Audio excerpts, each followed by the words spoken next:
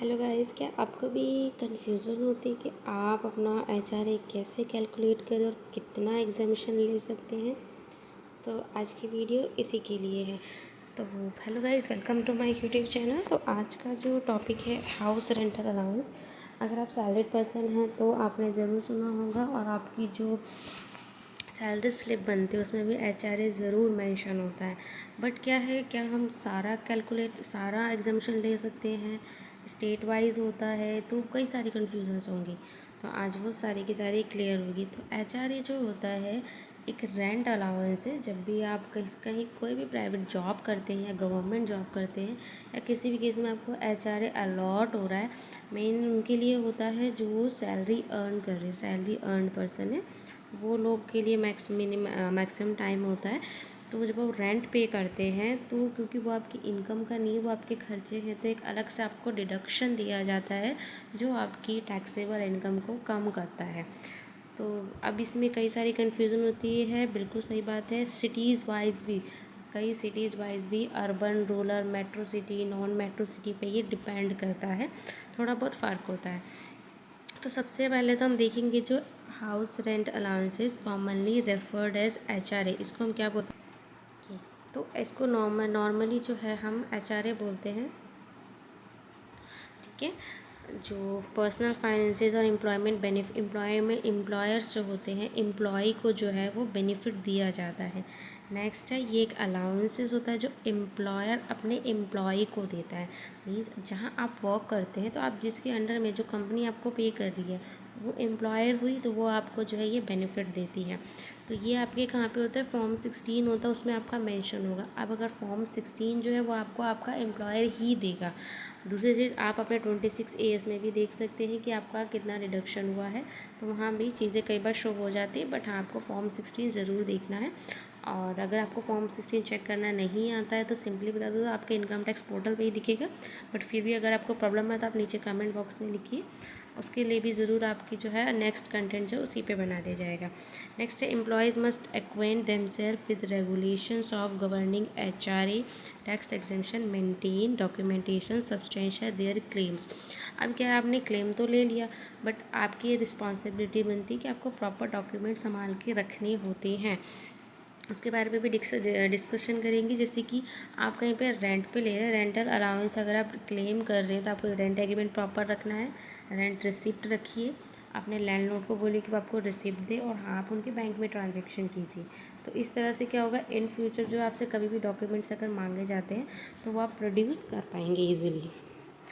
Next है, अब HRA होता क्या है? तो एचआरए हाउस रेंट अलाउंसेज होता है, एक तरह का बेनिफिट है जो एम्प्लॉयज़ को मिलता है। सिंपल सी चीज़ें, अगर हम इसका सेक्शन देखें तो section 10 under sub section 13A में आता है इनकम टैक्स में। ओके, अब आप एचआरए पूरा भी डिडक्शन ले सकते हैं, आधा भी डिडक्शन ले सकते हैं, तो वो रूल्स पे डिपेंड करता है, तो हम उसको चेक करते हैं। उसके बाद है एम्प्लॉई को रिक्वायर्ड है कि वो सबमिट करे फॉर्म 12BB अपने एम्प्लॉयर को, ताकि वो दिखा सके मैं एचआरए का एग्जामिशन ले रहा हूँ, ताकि आपका टीडीएस कम डिडक्ट हो।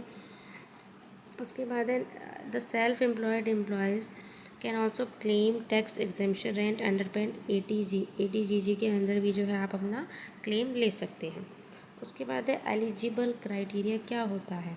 तो फर्स्ट है कि आप एक सैलरीड पर्सन होने चाहिए, आपको एचआरए का बेनिफिट्स मिलना चाहिए, आपके फॉर्म 16 में शो होना चाहिए वो, तब आप ले सकते हैं।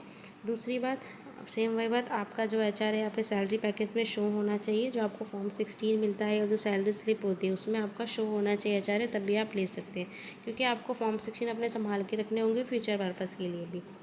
थर्ड है, आप एक रेंटेड एकोमोडेशन में आप रहने चाहिए। आपके अगर खुद के नाम की प्रॉपर्टी है तो आप एचआरए क्लेम नहीं कर सकते हैं, इस चीज़ का आपको ध्यान रखना है।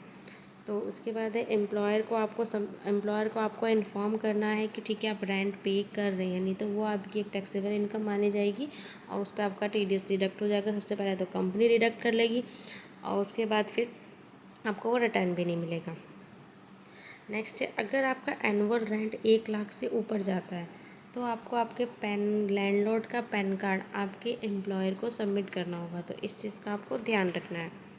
नेक्स्ट है क्लेम इन रिटर्न। अगर if your HRA claim has not been factored in form 16, अगर आपके फॉर्म 16 में शो नहीं हो रहा है तो आप डायरेक्टली भी क्लेम कर सकते हैं, ठीक है। बट यही है कि आप डॉक्यूमेंटेशन संभाल के रखिए, रेंट रिसिप्ट संभाल के रखिए, रेंट एग्रीमेंट संभाल के रखिए।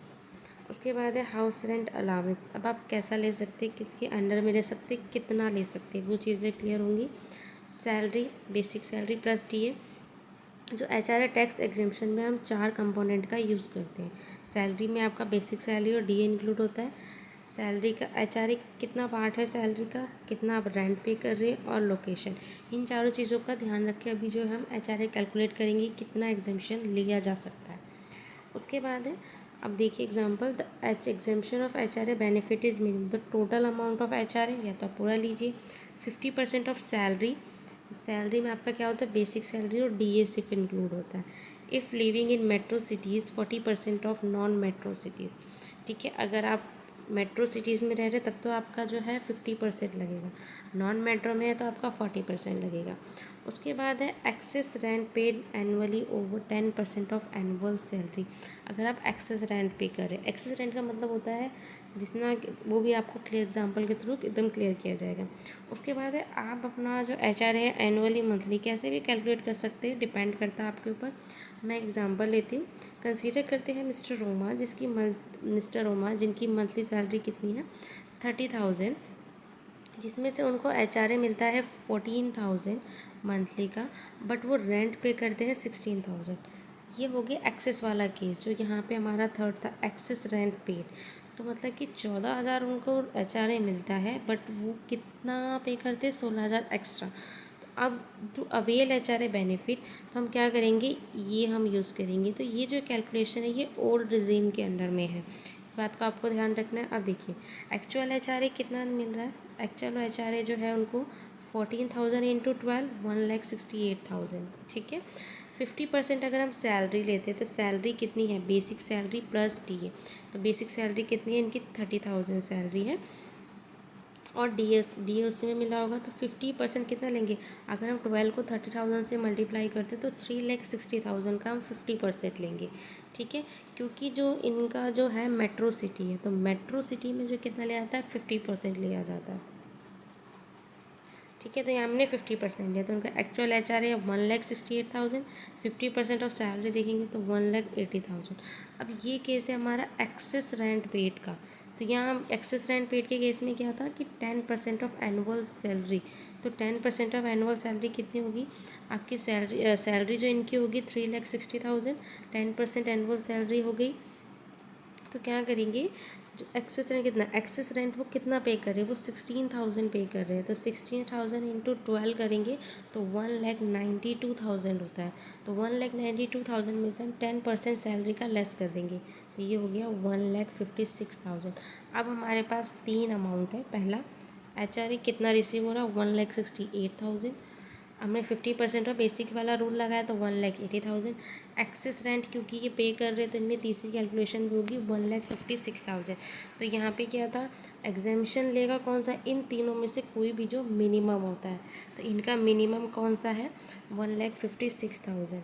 तो वो क्या करेंगे, 1,56,000 का डिडक्शन जो है वो ले सकते हैं। तो क्या हो गया 50%, बिकॉज 50% हमने इसलिए लिया है क्योंकि इनकी क्या है, मेट्रो सिटी है। मेट्रो सिटी में 50% कैलकुलेट होगा, अदरवाइज़ 40% कैलकुलेट होगा। तो ध्यान से एक बार और देखिए, जो HRA की एग्जेम्पशन होगी मिनिमम दी जाएगी इन तीनों में से। पहला है कि टोटल कितना HRA रिसीव हुआ है, जो भी अमाउंट आप मंथली कीजिए एनुअली कीजिए, कोई फ़र्क नहीं पड़ता, सेम ही अमाउंट आएगा। तो आपका HRA मंथ इंटू जितना अमाउंट है उसको 12 से करेंगे, एक अमाउंट हो जाएगा। दूसरा आएगा 50% ऑफ बेसिक सैलरी लेंगे, जिस सैलरी हो तो उसमें बेसिक सैलरी और DA इंक्लूड होता है। अगर आपका मेट्रो सिटी है तो 50, नॉन मेट्रो है तो 40%। थर्ड है, अगर आपका एक्सेस रेंट पेड है, मीन्स आपको मिल 10 रहा है, आप पे 15 कर रहे हैं, ठीक है। उस केस में क्या करना है आपको, जो टोटल है 15 मिल रहा तो 15 को 12 से मल्टीप्लाई करेंगे, जो अमाउंट आया उसमें से आप सैलरी का 10% लेस करेंगे, तो आपके पास टोटल 3 अमाउंट आएंगे।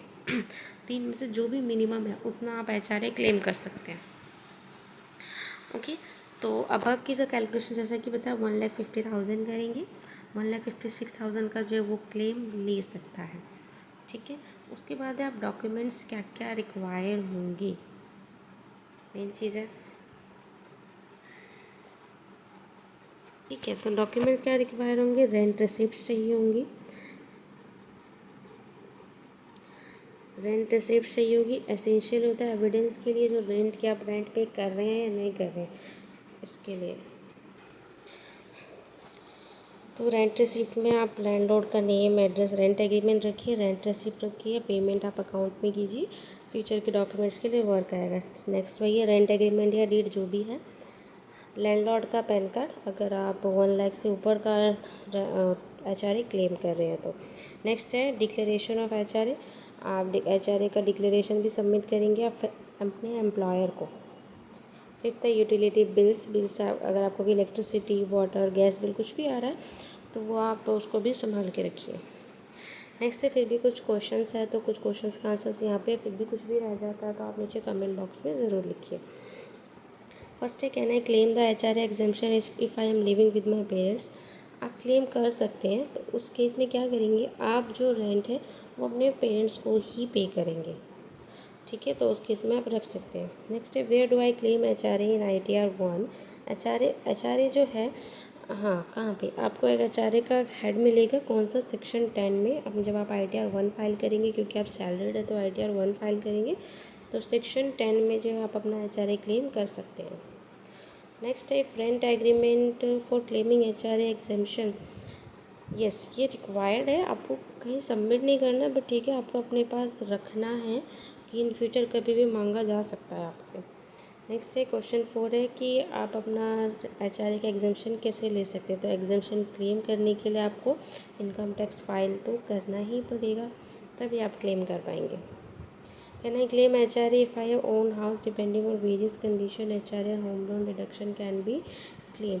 तो आप कर सकते हैं, अगर आपका खुद का भी घर है, सपोज़ आपका खुद का घर किसी और स्टेट में, हम रहते हैं किसी और में, तो आप क्लेम कर सकते हैं। मेन चीज़ ये होता है कि जब एम्प्लॉयर आपका TDS डिडक्ट कर लेता है, आपकी जब सैलरी आती है तो कुछ TDS अमाउंट डिडक्ट कर लेता है, पर जब तक आप अपना ITR फाइल नहीं करेंगे तो आप उसको रिफ़ंड नहीं ले सकते। तो अगर आपको वो रिफ़ंड चाहिए तो डेफिनेटली आपको प्रॉपर अपना ITR फाइल करना पड़ेगा, जो भी डिडक्शन है वो लेनी पड़ेगी। जैसे आप अपने सारे डिडक्शन ले लेंगे, अगर आपका जो टैक्स, आपकी जो इनकम है वो टैक्सेबल बनती है, तो जो टैक्स है वो रिफ़ंड में से एडजस्ट होकर बाकी रिफ़ंड वापस आ जाएगा। अगर और लायबिलिटी बनती है तो आपको और भी पे करना पड़ेगा। तो इन शॉर्ट ये है कि आपको ITR फाइल करना तो मैंडेटरी ही है, क्योंकि सारा डेटा तो डिपार्टमेंट के पास जा ही रहा है। तो ये सारे डिडक्शन इसलिए बताए जाते हैं ताकि आपका जो टैक्सेबल इनकम है वो कम हो जाए और आपका रिफ़ंड बन जाए और आपकी जो टैक्स है वो बच जाए। तो ये है, अब ये एक पर्टिकुलर पॉइंट था HRA के लिए, हाउस रेंट अलाउंसेस के लिए। और भी कई सारे डिडक्शन होते हैं तो उसके सारे डिटेल्स ऑलरेडी अपलोडेड है। तो आई होप आपको वीडियो बहुत ज़्यादा इन्फॉर्मेटिव लगी होगी, तो वीडियो को लाइक, शेयर और चैनल को सब्सक्राइब ज़रूर करें। Thanks for watching my video. Thank you so much.